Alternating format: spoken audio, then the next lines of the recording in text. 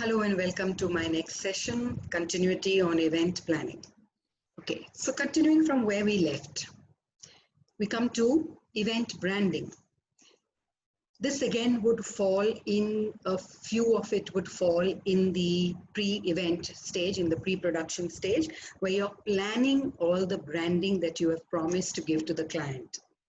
Okay, now before we come to that stage, in this pre-planning stage, there are various things that you need to look at and decide on carefully in terms of one, the theme of the event, the name of the event, why are you calling it XYZ?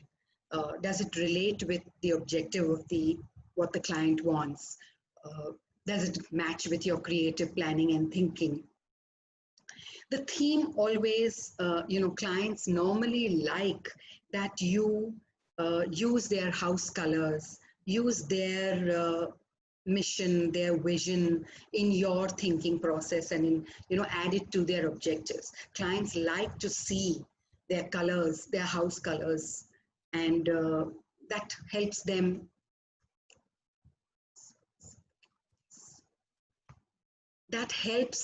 recalling their brand, and therefore they like it. So you need to carefully decide on the theme, the name of the event, what is the tagline, are you using the same tagline that the brand has, or are you giving it a different name and tagline?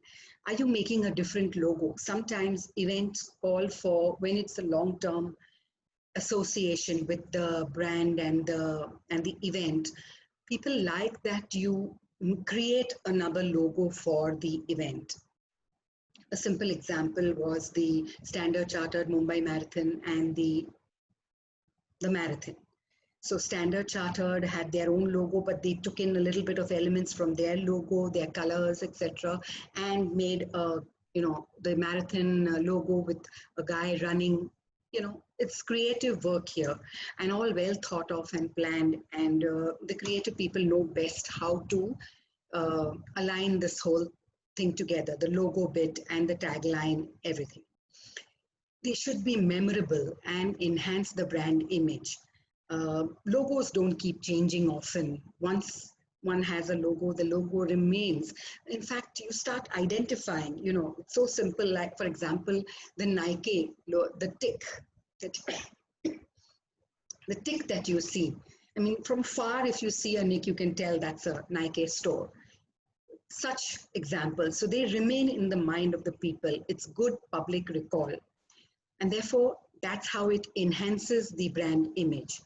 Design and order promo material.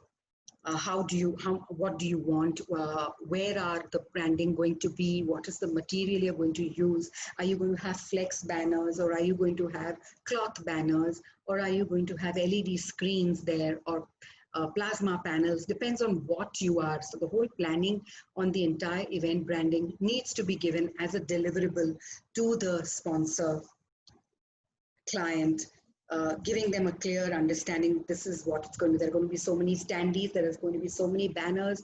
The banner size is going to be 4x6. It's going to be put on a wooden frame, etc., etc. Every single detail, you make a proper, a full actual branding presentation for the client. And of course, you have to make a schedule, a backward schedule, saying that, like, for example, we will be, you give them a full media plan, and every single media that you're going to work on, whether it's social media or whether it is print and hoardings and radio, etc., you make a plan and you give it to them that on so-and-so date, 15 days before the event, this is what will happen. 15 days before the event, for 10 days, there'll be 10 hoardings. It's across Mumbai city from so-and-so to so-and-so place. Details. And make a full plan, a media plan proper, and a branding plan, and hand over to the client. Okay, this is part of the pre-production event. Okay, because everything starts the main advertising. And why 15 days and why not 3 months? 3 months ahead, if it's a teaser, it's different. You do teaser ads. But when you come close to the event and it's a ticketed event, you need to hammer. So you need to be there every day in the face of everyone. So maybe if you're doing a print ad, the first page that you open, oh, you have to see, oh, and you see it every day and every time, and you remember, oh, this event is happening on so and so date. You watch the hoardings, you pass by, and you say, oh, this is the event, I want to go for it or don't want to go for it. Right? Social media hammers you. You get your constant upgrades, notifications on your phone, and keeps telling you, are you going for the event? Have you booked your tickets? Top of the mind recall. Okay, so all that needs to be kept in mind and planned. The next we come to is create a master plan. Now this master plan holds good for everything. So it is a major, this checklist that I refer to, it's the element list. I keep reutilizing that element list for various things. One is the element list itself with the budgets. Then I add another column to that and I put down responsibilities. Who's in charge of it? Who do I ask as a project head? Okay. The next is timelines. When does it start, work on it, and when does the work on it end? You do time. That's my backward schedule too. The next is show time timelines. Okay. In terms of who are the vendors and when do they come in and when do they load out? All that. So I keep using this element list, checklist, whatever you want to call it, for various reasons against each activity and keep tweaking it so it's a master plan. Okay, it's a bird's eye view of the whole event, like how you have a flow map, right, which tells you, okay, in this ground, here's what we're going to have, here's the stage, and therefore this is the backstage compound, and therefore we start our seating from here. This is the seating, the toilets are going to be here, etc., etc. The plan should encompass what all? The venue, the logistics, and catering. The logistics in terms of every venue would have their own requirements in terms of, what time can you come in? What all do they allow to come in? What all is okay to bring in? I mean, is there a gate that big where a big truckload can come inside? Or do you have to park it out and then you have to have labor therefore to go and bring it inside? And things like that. So minutest details. Is there light at that point of time? Or do I need to organize? The management may say, okay, I'll give you lights from 10 to 6. After that, if you're working, you have to have your own lights. So things like that. Every single detail you need to get into and make sure that it is all organized, planned before you get on ground to start your work. Catering, of course, as I mentioned, look, after that time it's only for your team and for the people working. Well, if there are big projects, like I said, I did the Coldplay event and, I was a part of it with the huge team for Viscraft, and I was handling a few silos there. And that was, I think, a month and a half long work at, the 3 big grounds at the BKC. And work took that long to happen. So now there were over 5, as the days came closer, numbers would increase, but we started with 200 people, and then there were 2,500 people working on the venue when the event was going to happen. So it gradually progressed and came to that number, but on that day there were 2,500, which included catering, which included the production, which included artists and their teams and everybody. Okay, so 2,500 people. So now you need to have that kind of logistics to handle that kind of people. There was a full team that was handling their daily morning breakfast, because there were international crew. So there was a separate kitchen for them and a separate cafeteria for them. Then there were, when the artists would come in, their rehearsals had to be taken care of, and catering for them, catering for your own team members. All these people working there needed to come and have their meals, because they would work 24/7. So that should be your part of your master plan. Timelines for all production. I mentioned it earlier, element list, and next to that, when should it begin? Example, your set is going to take 15 days. So 15 days prior, and always leave buffers. Okay, so that, technicals always seem to have some issues somewhere or the other, or there could be other issues that come up. An event is never, perfect and well, no matter how well you plan it. So there are always exigencies going to come. What are you planning? Contingency plan. What's your contingency plan? Put that in place. And only if you have buffers in your timelines can you put a contingency plan into place. Hence, timelines for every single aspect. Responsibility sheet. Who is in charge and who does the creative head, the project head, go and look at and ask, hello, buddy, what is your scene? Where is your progress up to? What are we doing? Are there any problems? Can we make any changes? And that's why timely changes can happen if we react in time. Contracts, permits, insurance. Again, this is part of the venue production, the venue guy. He handles all the contracts with the venue, contracts with vendors, contracts with artists, contracts with artist companies. Every single person working with you has a contract which gives clear deliverables from each side and a few systems in place. So that has to be perfect, and you work basis that. Licenses and permits, we need to get wherever different venues, indoor venues call for different licenses and permissions, outdoor venues call for different licenses and permissions.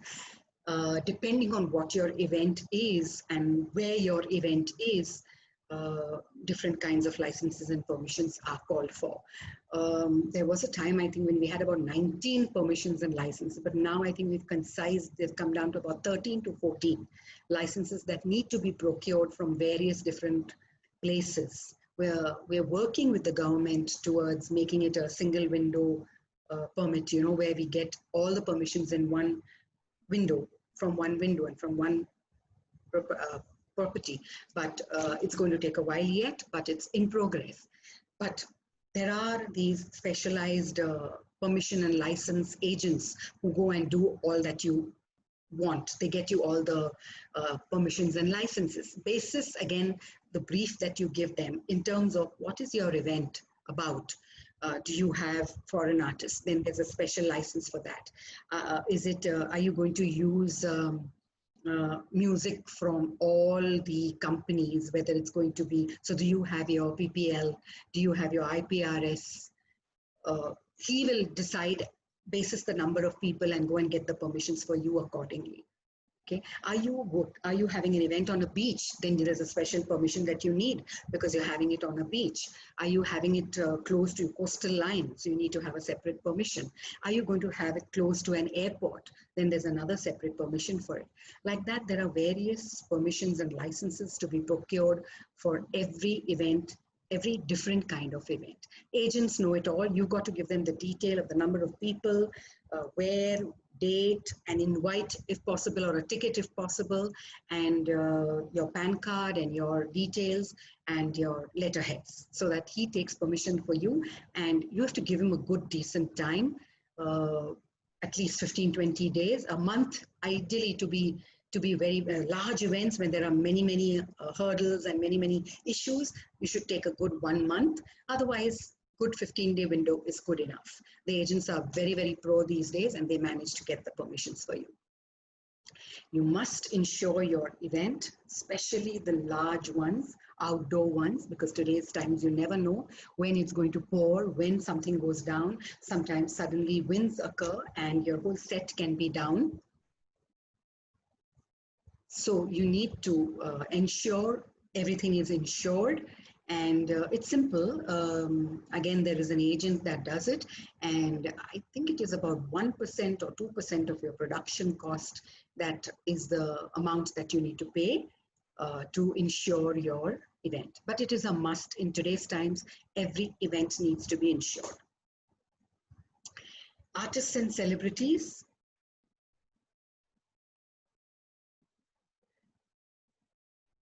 Their timelines in terms of now, this is more as you come close to on the event day, what time are they going to come in?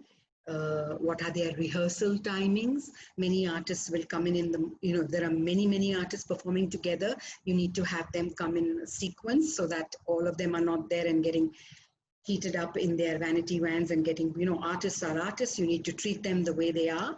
Celebrities also, you need to keep them on a pedestal all the time, because if you don't, then the performance suffers and your event suffers in the bargain. So at all times, it's best to be well prepared, give them what they want, keep them happy so that they go and put up a good show for you and make your event a success. Publicity and promotion. Again, a timeline and a schedule as to when will you start your publicity on social media, when will you go into print, when will you go on television, when will you go on radio, and what are your promotion plans? What else are you doing to promote your event? Are you going to, if it's a music concert, people go to pubs, they go to lounges and go and have these little table tags there, placards on the table, or put up a banner there, or put up a standee there, so people can see and say, okay, this is, and you know, also you use that pub and that lounge for your ticket sales and stuff. So again, a full proper publicity and promotion plan, and that could be the media plan that I mentioned earlier. Registrations doesn't happen in every event, but sporting events for sure, you know, the marathons, etc., or even for corporate events where people have to come and register. You see, you must have worked with corporate, you know, for corporate events where you have a registration desk. You need to go and get your badge, your identity, accreditation, and you need to have your, maybe a t-shirt if given or whatever, depends on what the event is. Registration, so you have this proper table and you have people sitting there and assisting them. It could also be a box office where it comes to music concerts, where you go and you exchange your e-ticket for a band or a badge or whatever. Sponsor and partner. Who are the sponsors? How much does a title sponsor get vis-a-vis a associate sponsor, vis-a-vis a co-sponsor? It's a proper grid, okay, and that's part of sponsorship. Well, we'll cover that when we come to sponsorship. But what does he get? And that grid you must have, so that you know that your title sponsor obviously is on the top of the list. He's the main guy, so therefore he gets the maximum in terms of viewing, in terms of publicity, in terms of you know, ambient presence, everything. He gets the best, and then the others get scale wise as they go down the ladder. And partners are important, because they could be a partner that just gives you in kind, or they would be a partner that gives you in cash and kind, where they give you some amount of money and then they give you some amount of product. And take an example of a water partner. In earlier days, it used to be a simple barter, and they would just come and, you know, have their branding everywhere and give you the number of bottles that you want. Okay, now the bottles are not only for that day, it is for the pre-event stage to the post-event stage. So, and then you give them the status of water partner nomenclature in your advertising, etc., of water partner, hotel partner, likewise, technical partner, maybe if he's given any, there's any technicalities, medical partner. These are more, I'm talking from the point of a marathon. In a marathon, you need you need a hospital partner, you need a hotel partner, you need a water partner, you need a medical and refreshment partner, and various partners. So somebody has to be managing. It's a proper team, the client servicing and the whole sponsor management team and partner management team. Again, their whole process, you have to have a grid for them in terms of what will be given to them, when can they take a look, and then, you know, come and when they can come and take a round. They always like to come the day before, I said, and come and see how you've put up their branding, etc. Mind you, you have to be very careful with how we put up branding and how we use the client's logo, etc. It's very, very touchy and sensitive issue. You have to be very, very particular. You can't have, therefore it's best to get the files, open files from the client and utilize those, and the font size and the font which you're using, etc. Cannot mess with that, cannot. You have to be very careful. Again, the team setup and volunteers. Now here you are in the stage where will this team be during the show? Okay, it should not be that you're overpowering and you're in the face of the audience everywhere and whatever. But at the same time, you have to be at your what I said earlier holds good mainly for weddings. You can't have a big fat team staring into the face and standing and watching the clients enjoying themselves. Barring that, you should be in your place. If it's an open event, if it's a concert or whatever, then you're in your place and you're doing your job, not looking at the artists and gone. The rest of the work is all gone and you're so in awe of the artists that you're looking at them and you're not doing your job. So setting up the team, and then you are responsible for the security and for the other sub team that is there on the floor, your volunteers, etc. So complete master plan in terms of timelines, responsibility, etc., to be put up, to be set up by the project head and then dispersed to the team. Determine work process and systems. How will you track? How will you, actions and tasks? What is happening where? We only basis this timeline schedule and the briefing meetings that you'll keep having every week, maybe as you get closer to the event, every 3 days. During the one day before the event, for sure, without a fail, before the technical rehearsal. And then you have the technical rehearsal that reassures that, okay, your whole plan is set, your timing is good, you're within the timelines, you're not going out of time.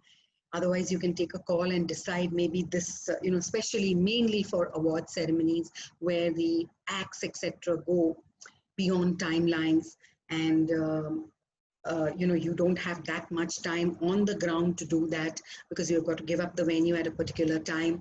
But at the same time, television wants more and more matter, more content. Then how are you going to create that? So all that planning has to be done. The items mentioned here are very similar. All they need to do, for all of this, again, you need to have processes and systems in place, which the office team, or maybe you can say the coordinating team, takes care of. All the other functions and responsibility areas. There is a few of them like I'd like to mention is the production people. One is the AutoCAD design. Very important to be shown to a client because, lay people do not understand what we try to explain verbally and say, we'll have the stage here, then we'll have the seating, and then we'll have the buffet table here. So if you have an AutoCAD designer and he puts it on a floor plan and shows it to the client, it's much better. He understands very clearly that, okay, he gets the whole feel and look of how his event is going to pan out, how his seating and his venue is going to pan out. Likewise, a floor map for the full venue. If it's a big event, then, showing your stalls, your toilets, your lounges for the VIPs, your seating areas, your VIP seating areas, etc. All that can be explained on a proper floor map that is AutoCAD, done by AutoCAD designing. AutoCAD designing also enables you to give the view of line as to, especially when it is ticketed events.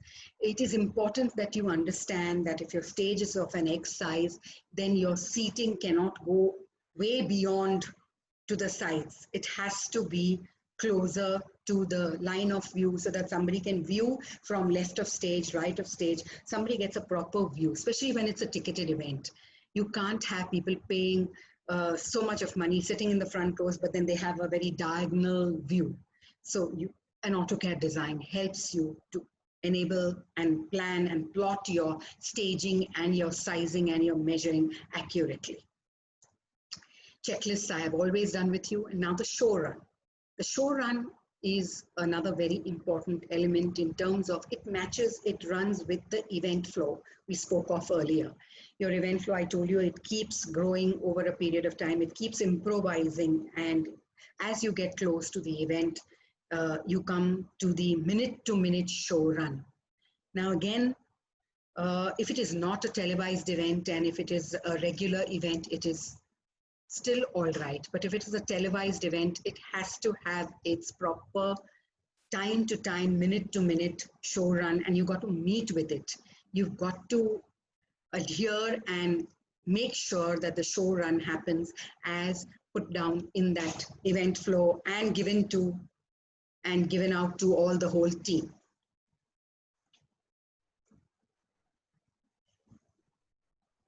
The sponsors and the partners, the sponsorships help defray costs and increase potential participation by helping spread out the word and making the event a success. And therefore, it is important that you have a grid made, and therefore you are doing justice to the title and all the others in the right format, in the right systems, in the right grid tier that you have made, because it cannot be possible that you give a co-sponsor 6, just because you like him, give him 6 standees, allow him 6 standees, and you give the title 4. Doesn't work. So therefore, that grid and that disbursement, I mean, the deliverables have to be very, very properly plotted, planned, and given away to the sponsors. And sponsors' deliverables to be met with. Create a publicity plan. Again, this is part of the media plan that we had discussed earlier. Okay, the initial, now, how does a media plan work and how do you advertise or promote an event? In the beginning, it's always teasers. It's all, sometimes you can do lovely teaser ads where you build anxiety, you build intrigue for the client, and you just do a one-liner and don't give out the whole event, and someone starts wondering, oh, what is it, there's something in. You build the interest of your viewer, and slowly in the second phase you do a phase-wise media plan. Best 3 months down the line, then 2 months down the line, and then 1 month down the line, and then the final 5 days or 6-day burst before the event. So where are you going to give your initial notices? How are you going to put it on your website? Is there a newsletter or an email for save the date that you're going to send out to everybody? Include online and offline publicity. Take on both, make it one offline and one online one. Post-event thank you sponsor. Always an ad, always reserved for a post-event. Thank you for being there, especially for public events like the marathon. You'll always see that they have one full-page ad thanking every single person, every sponsor, every participant, every partner, with a little, small little write-ups on them, telling them how well the event went, and thank you, and acknowledging their partnership and their association with the event. Establish a budget. Again, this comes in the pre-event production, and your element list, your budget should incorporate estimates for all of the key items identified on your event master plan. Guys, not a single element can be missed out.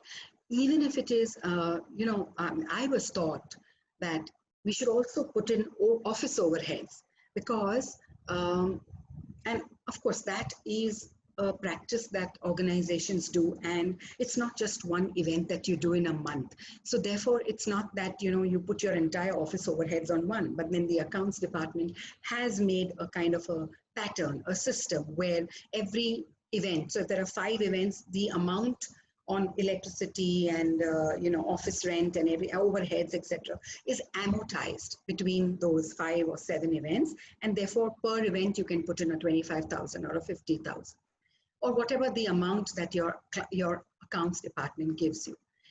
So every single element needs to be covered in the budget list. If anything, organizations will clearly tell you that if you don't put it, you've missed it out, you're the one to pay for it. So you've got to go in. That's why I say I shut my eyes, I take a complete walkthrough through my whole event, and therefore each and every small little element is enlisted. That way I don't miss out on anything. And I also go to the extent of breaking it down further. Like towards the event days, I go on day 3. That is day 3 before the event. And day 3, what all do I need to do, and what all do I need to get, and therefore what payments do I need to keep ready, how much do I get it from the, you can't go to your accounts department and suddenly say, hello, I need a check of 3 lakhs today. Again, that is a process. There's a system in place. You write to your department and say, I will be needing so and so monies to be given to X vendor or client or artist on so and so date. So much will be paid by check. The next check is due on so and so. A plan. Again, everything needs to be planned and put down on an element list, a master sheet, which enables the accounts to work and procure the accounts accordingly, and then therefore make payments accordingly. It's very important because if you don't make payments, people don't start working, so therefore advance payments. So you need to make this whole plan and give it to the accounts department. Include travel, if any. Include, I'm just giving, because people don't tend to remember that, okay, I had to do a trip to, you've got to go and meet a client at for a recce to the venue, and the recce is in Lonavala, then you're going to travel to Lonavala. So you're going to stay there overnight. You're going to have a car there to take you up and down to the venue and back and forth. So all these elements also need to be included into your production budget list. Overall, I would like to say that God lies in detailing. It's a saying, and I completely go by it. I thoroughly believe that good planning will get you a good event. Meticulous planning, not only good planning, meticulous planning, getting into every single detail of every element. An element, even just if you just say sound and lights, sound is one element, but there are so many breakdowns in that sound. So go into every single detailing of every element. With that, I am done. With that, I'm done with the session on event planning. I hope you guys enjoyed it. Should you need to ask any questions, the management has my email ID. You may write to me. I'll be very happy to answer your questions. Thank you and have a good day. Bye-bye.